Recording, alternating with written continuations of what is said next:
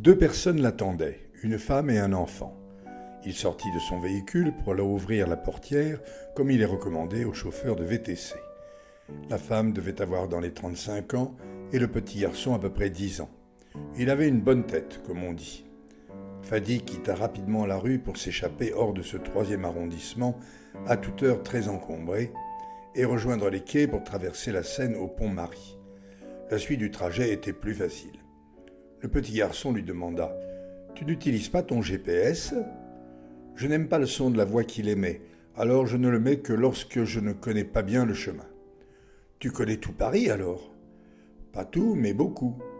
Et tu sais parler anglais pour quand tu as des Anglais dans ta voiture ? Juste ce qu'il faut pour me débrouiller. Pierre, intervint la mère, laisse le conducteur tranquille. Excusez-le, monsieur, il est très curieux. Pas du tout, madame, j'aime beaucoup les enfants curieux, répondit Fadi. Croyez-moi, 20 minutes ça va, mais toute la journée c'est fatigant. Peut-être est-il un peu excité parce qu'il va à l'hôpital. Il n'y va que pour une consultation pour sa vue, continua la mère.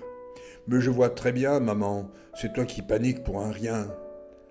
Heureusement, l'enfant se calma pour la plus grande satisfaction de sa mère. Mais un peu plus loin, lorsqu'ils passèrent devant le jardin des plantes, il demanda à Fadi « Tu sais dire jardin des plantes en anglais ?» « Pas vraiment, lui répondit Fadi. « Alors comment tu ferais si un touriste anglais t'interrogeait ?»« Je ne sais pas, peut-être que je dirais « famous garden »,« trees »,« flowers ». Pas mal, je crois que ça marcherait. Fadi et la maman ne purent s'empêcher de rire. Lorsqu'ils arrivèrent devant la porte d'entrée de l'hôpital, Fadi alla leur ouvrir la portière. Il les quitta en disant « Bonne journée, madame », puis serrant la main que lui tendait Pierre, « Don't worry, Peter, everything will be all right ». Il entendit le garçon dire à sa mère « Tout de même, il était fort en anglais, tu ne trouves pas, maman ?» Après l'habituelle recherche d'une place de parking et l'attente d'une offre qui lui conviendrait, Fadi accepta une course partant à 9h45 du numéro 143 de la rue Saint-Charles dans le 15e arrondissement pour une destination dans le 18e arrondissement. Le client était un homme de taille moyenne mais de quelque embonpoint. On avait du mal à lui donner un âge. Il était peu avenant. Fadi n'eut pas le temps d'aller lui ouvrir la portière, il était déjà dans la voiture. Quand il lui dit bonjour, l'autre lui répondit « Bonjour, dépêchez-vous, je dois être impérativement à 10h30 à mon rendez-vous rue Championnet. Je fais faire pour le mieux. Avez-vous un itinéraire à me suggérer ? Il n'y en a que deux. Ou bien vous rejoignez le boulevard périphérique à la porte de Sèvres et vous en sortez à la porte de Saint-Ouen, ou bien vous rejoignez les quais de Seine au pont Mirabeau, vous filez jusqu'au Trocadéro, puis jusqu'à la place de l'Étoile, et de là vous vous dirigez vers la place de Clichy. C'est à vous de choisir en fonction de vos informations sur le trafic. Moi, une seule chose m'intéresse, le résultat. Fadi n'avait aucune information particulière sur le trafic. Il choisit la première solution, bien qu'elle fût la plus longue en distance. Il était convaincu d'expérience que le boulevard périphérique serait fluide, au moins jusqu'à la porte Champéret. Ensuite, il verrait bien. Et hélas, dès la porte des Ternes, le trafic était très ralenti. Il ne lui restait alors plus que 20 minutes pour arriver à destination. Son client s'énervait. « J'aurais dû vous dire de passer par Trocadéro. Quand on est sur le périphérique, on n'a plus de choix.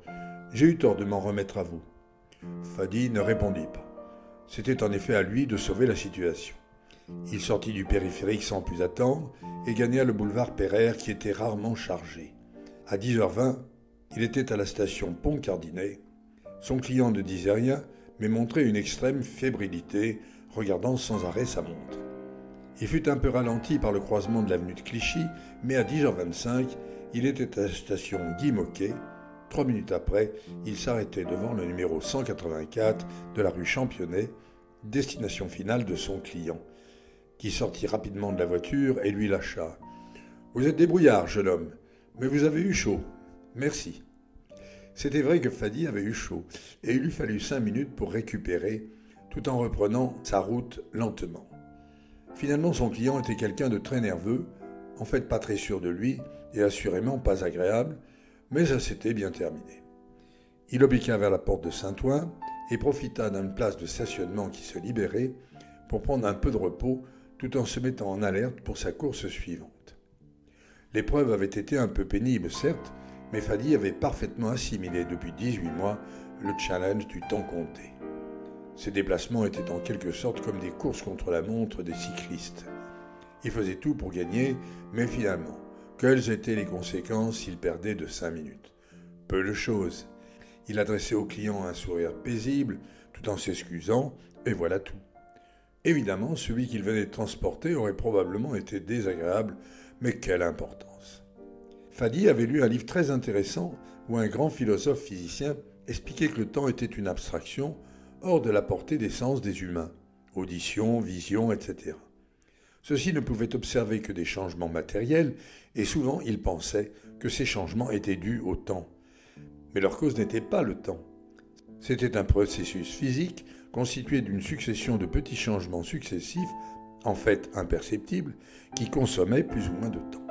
C'était le cas de la transformation d'une eau froide en une eau qui bout, de la croissance de la barbe d'un homme s'il la laissait pousser, de la présence du soleil dans le ciel depuis son apparition du matin jusqu'à sa disparition du soir, etc. Dans une période récente, les hommes qui éprouvaient le besoin de comparer la consommation de temps de tous les changements qui survenaient dans leur environnement avaient fini par construire une machine basée sur un processus de déplacement continu, sans accélération ni ralentissement. Le mécanisme faisait bouger une aiguille dont l'extrémité décrivait un cercle, et on comptait les tours. Puis on mit des divisions sur le cercle pour pouvoir décompter le temps avec plus de précision. On régla alors la vitesse de l'aiguille pour qu'elle fît 24 heures en un jour. Pourquoi 24 ? Pourquoi pas 12 ou 36 ? Fadi ne se souvenait pas de la réponse. Ce changement de position de l'aiguille, matériel, observable, fut adopté universellement, au point que le temps devint en quelque sorte matérialisé et même humanisé par l'horloge, la montre, le chronomètre. On se mit à utiliser des expressions comme « le temps passe »,« le temps s'écoule »,« prendre le temps »,« tuer le temps c'est de l'argent », etc. Fadi avait trouvé le livre passionnant, surtout lorsque le philosophe avait expliqué que si l'on faisait subir à quelqu'un un isolement physique total, une claustration intégrale, le sujet, privé de toute observation, perdait toute notion de temps. Il ne lui restait plus que son corps à observer. Les battements de son cœur, la croissance de ses poils ou de ses ongles, la crispation de son estomac, le besoin d'excrémenter ou d'uriner. Le temps envahissait son corps et il devenait fou.